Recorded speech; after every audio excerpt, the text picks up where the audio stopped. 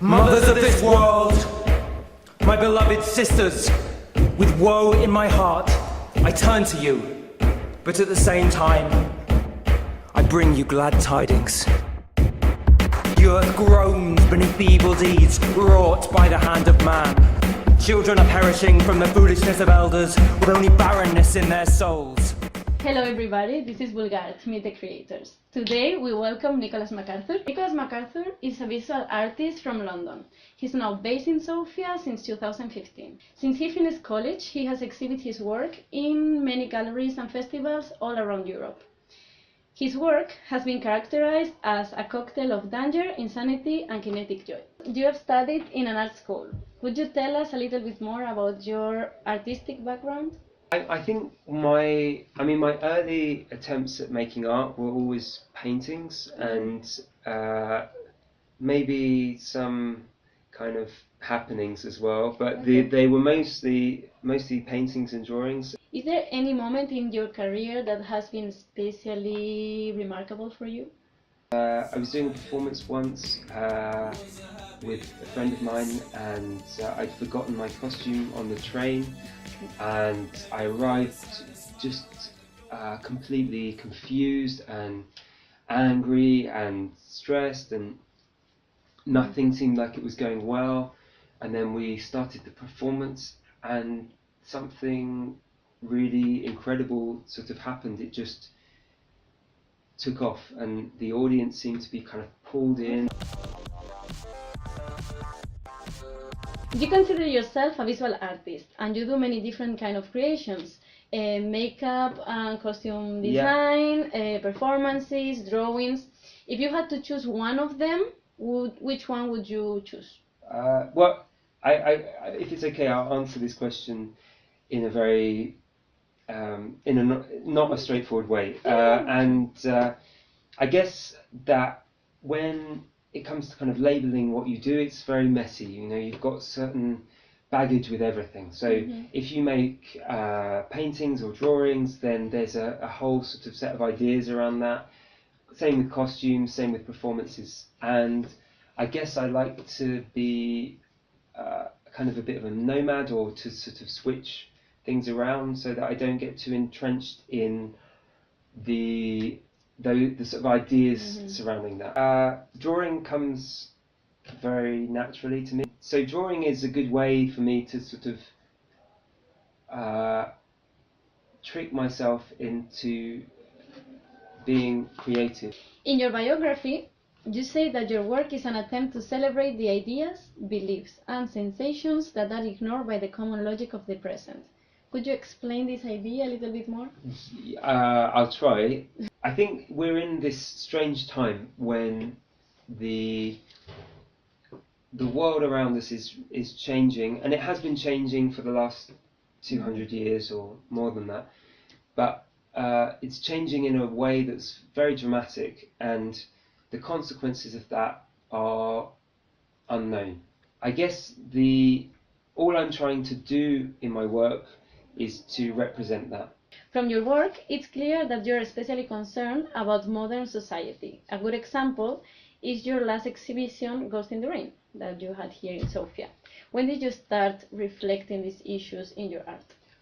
I think it was around 2012. I started with this, I guess, with this topics.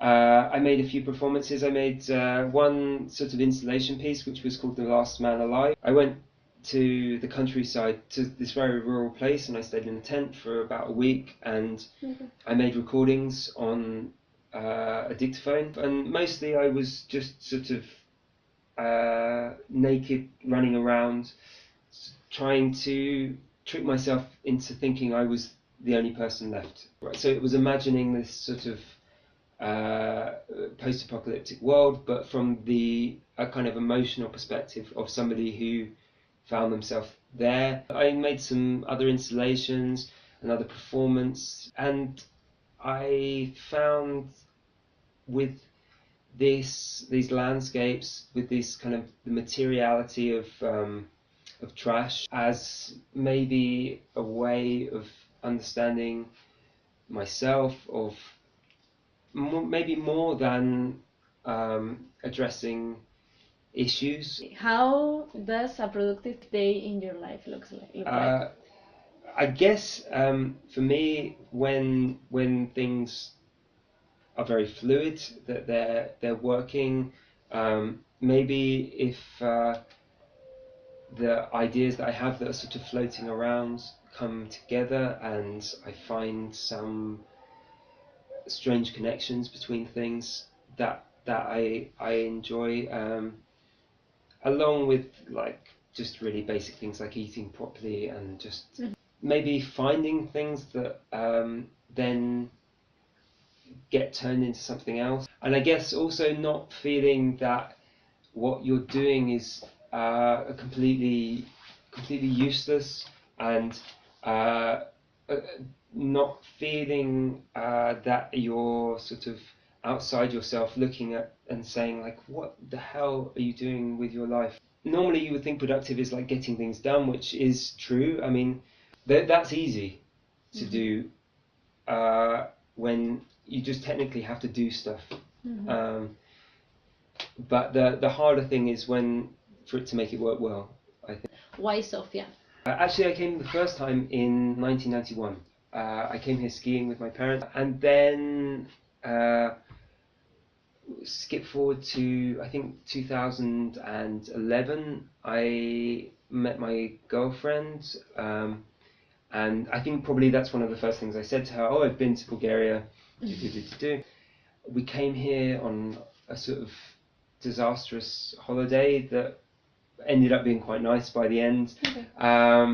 And then we came back a few times, and then in 2015 we sort of moved, although in a kind of with an idea we'd be here for a year. Do you think it's easy for a visual artist to live from the work here? Financially, or Yeah, like being independent? I would say it depends on what you want from the place. You want to sell artwork. I don't think it's a place to make money at doing that particularly. If you want to make it, there's space. There's I guess the people here are interested. There's a small community, but it's one that is fostering ideas, work that's very helpful and has energy for those things. So whilst on the financial side it's not bubbling with money, that could also be a good thing in terms of making things that are engaging and interesting. The last question is future projects. So at the moment, as you said, I just finished my drawing exhibition. I'm doing some more drawings. I'm working on one photo series that will be where I'll be creating costumes and working with various models and one photographer, and this is the sort of, I guess this will be the next stage, but I can't really say too much about it because it's still like at the beginning. Yeah. Okay. Everybody watching, thank you very much. Thank you, Nicholas. No problem. Thank you.